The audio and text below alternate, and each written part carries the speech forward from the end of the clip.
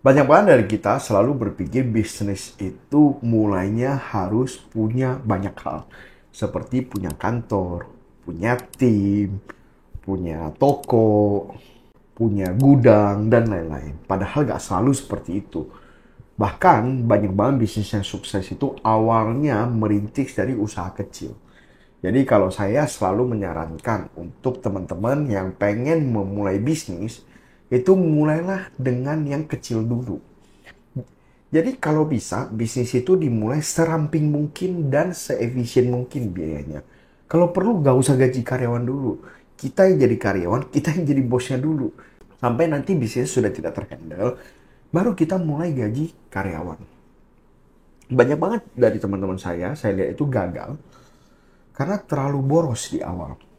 Seperti ada salah satu orang yang saya kenal, pas dia itu bisnis kuliner, begitu mulai bisnis, dia langsung buka di mall. Dia undang media massa, pers, habis itu langsung gaji karyawan begitu banyak, seperti belasan karyawan untuk satu outlet kecil, dan langsung iklan besar-besaran. Akhirnya yang terjadi apa? Karena biayanya terlalu besar, sulit banget untuk mencapai keuntungan. Itu satu. Kedua, karena belum siap timnya, akhirnya keteteran. Walaupun rame awalnya. Lama-kelamaan mungkin karena satu dan lain hal, bisnisnya pun menurun drastis. Akhirnya tutup kurang dari 1 tahun. Nah, kesalahan-kesalahan seperti itu sering banget terjadi. Terutama terjadi di orang yang punya modalnya banyak. Kalau orang yang modalnya dikit kan gampang. Karena modalnya dikit ya mau nggak mau ya bisnisnya harus kecil dulu. Tetapi kalau sebenarnya orang yang punya modal banyak pasti punya idealisme dalam bisnis itu saya itu harus mulainya seperti A, B, C, D, dan E gitu. Nah, ini kesalahan yang harus kita pelajari. Jadi kalau bisa kita mulai, kita dulu yang jadi karyawannya. Itu satu. Kedua, toko sebisa mungkin mulailah dengan toko online. Karena toko online ini punya banyak banget kelebihan.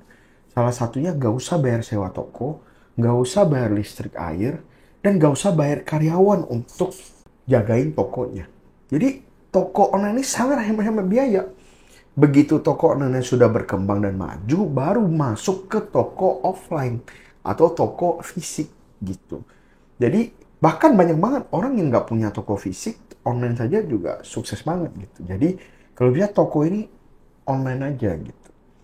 Nah yang berikutnya itu gudang. Kalau perlu gudang itu rumah sendiri aja. Kalau barangnya nggak terlalu besar-besar banget. Jadi nggak usah sengaja sewa gudang, apa segala macam, nggak usah.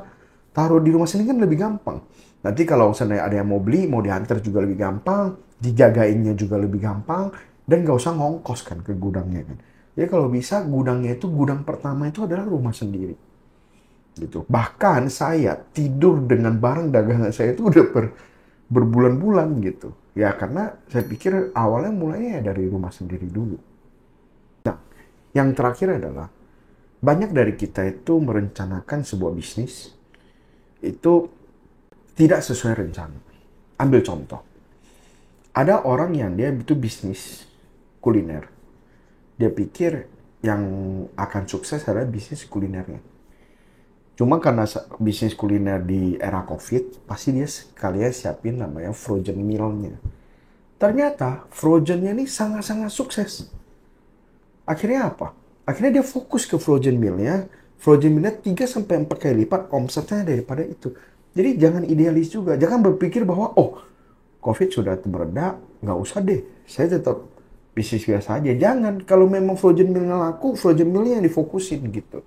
Jadi jangan terlalu idealis berpikir bahwa, oh bisnis saya ini pasti harus seperti, kita lihat market seperti apa, baru kita bermanuver sesuai dengan keadaan market seperti itu.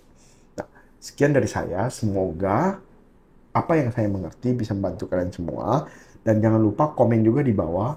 Ceritakan pengalaman kalian. Mungkin nanti kita bisa saling tukar pendapat. Thank you.